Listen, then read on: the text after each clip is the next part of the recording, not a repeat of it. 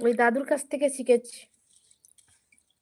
দাদু বলল, "নাতনি এইভাবে বুলু দিতে হয়।" ও বলে দিল, আমি শিখে নিলাম।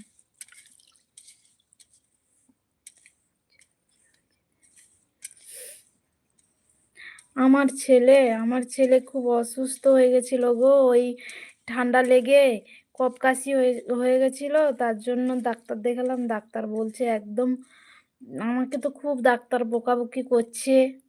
আমি এলোপ্যাথি দেখাবো না বলে ডাক্তারের কাছে বাচ্চাকে নিয়ে গেছিলাম, হোমিওপ্যাথি দেখাচ্ছিলাম। আমার ছেলে না ওই এলোপ্যাথি ওষুধ খেলেই বমি করে দেয়।